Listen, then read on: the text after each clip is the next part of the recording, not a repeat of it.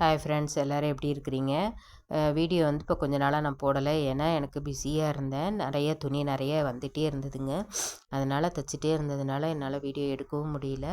Video எடுத்தாலும் வந்து அதை வந்து எடிட்டிங் பண்ண எனக்கு நேரம் இல்லை. ஏன்னா கட்டிங் பண்ணவும் அதை தைக்கவும் ஊக்கட்டவும் நான் வந்து வெளியில் ஊக்கட்டை கொடுக்கறது இல்லைங்க. நானே தான் ஊக்கட்டுறதுனால அந்த தைக்கிற நேரமே ஆகிடுது. அது ஊக்கட்டுறதுனால அது வேறு எனக்கு இதாக இருக்கிறதுனால இங்கே பக்கத்தில் யாரும் ஊக்கட்டி கொடுக்கறதுக்கு ஆள் இல்லை. அதனால் நம்ம அதே தான் நம்மளே தான் செய்ய வேண்டி இருக்குது. அதனால் என்னால் வீடியோ எடுத்து போட முடியல.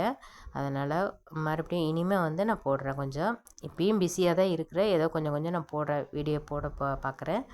பார்த்திங்கன்னா இது வந்து ஒரே கஸ்டமர் தாங்க. இவங்க ஒரு 4 சாரீ கொடுத்துருந்தாங்க. எல்லாமே ஒரு சிம்பிளாக தான் பைப்பிங்கு ஒரு லேஸ் கொடுத்து தான் தைக்க சொல்லியிருந்தாங்க.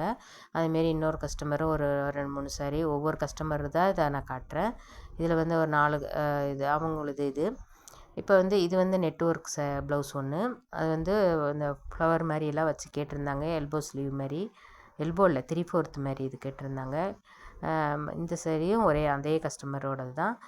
இந்தமாரி அவங்கவுங்களுது தான் வந்து நான் பையில் வந்து இப்போ எப்படி பண்ணுறோம்னா, ஒரு கஸ்டமரோடது அவங்களது அவங்க பையில் போட்டு இன்னென்னது கொடுத்துருக்குறாங்க, இத்தனை புடவை, இத்தனை ப்ளவுஸு, அதுக்கு நான் லைனிங் எடுத்துருக்கிறேன், எப்படி என்னன்னுக்கிட்ட அந்த ஒரு பேப்பரில் வந்து நான் எழுதி அந்த பையிலே வந்து நான் பின் பண்ணி வச்சுருவேன்.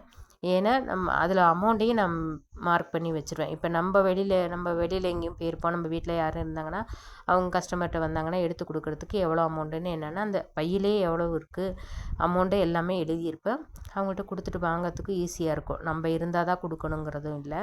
அந்தமாரி தான் நான் பண்ணி வச்சுருவேன். அவங்கவுங்க பையில் அவங்க எத்தனை கொடுத்துருக்குறாங்கங்கிறதையும் நோட் பண்ணி அதிலே எழுதி கொடுத்துருவேன். அவங்களும் பார்த்துட்டு எடுத்துகிட்டு போகிறதுக்கு ஈஸியாக இருக்கும். நீங்கள் எப்படி பண்ணுவீங்கன்னு அதையும் சொல்லுங்கள். நான் வந்து இப்படி தான் பண்ணிகிட்ருக்கிறேன். இந்த கஸ்டமரும் அதேமாரி ஒரு 4 சாரீ கொடுத்துருந்தாங்க. இது வந்து அவங்க அந்த சிமிஷோ சாரின்னு ஒன்று ஸ்டோன் ஒர்க் நிறையா இருந்த மாதிரி இருந்தது. இது நார்மல் ஒர்க் சாரீ தான். இது இன்னொரு பட்டு சாரியை கொடுத்துருந்தாங்க. அதுக்கு வந்து போட் நெக் மாதிரி வச்சு அந்த திலகம் ஷேப் உள்ள மாதிரி டிசைன். இந்த கலர் அழகாக இருந்தது. இந்த பட்டு சாரீ பார்த்திங்கன்னா இது திலகம் ஷேப் மாதிரி வச்சு கேட்டிருந்தாங்க. அப்புறம் இன்னொரு சாரீக்கு வந்து ஸ்கேலப் டிசைன் மாதிரி வச்சு கேட்டிருந்தாங்க. அதுவும் நல்லா இருந்தது, மெரூன் கலரில். இந்த 2 டிசைன் மட்டும்தான் தைச்சிருந்தேன் நான். பார்த்திங்கன்னா இப்போ அடுத்தது பாருங்களேன், அது வந்து ஸ்கேலப். இந்த பட்டு சாரீக்கு வந்து ஸ்கேலப் டிசைன் கேட்டிருந்தாங்க. எல்போ ஸ்லீவ் வச்சு கைக்கு இது அவங்க லேஸு எதுவுமே வேண்டான்ட்டாங்க. நார்மலாக அந்த ஸ்கேலப் மட்டும் போதும், பைப்பிங்கு எதுவும் வேண்டாம் அப்படின்னு சொல்லிட்டாங்க. அப்புறம் ஒரு நார்மல் சுடிதார் ஒன்றும், ஸ்ட்ரைட் பேண்ட்டு வந்து லைனிங் இல்லாத டாப்பு, கீழே வந்து இடுப்புக்கு வந்து எலாஸ்டிக் கொடுத்துட்டு ஸ்ட்ரைட் பேண்ட் கட்டிங் கொடுத்துருந்தேன். Okay friends.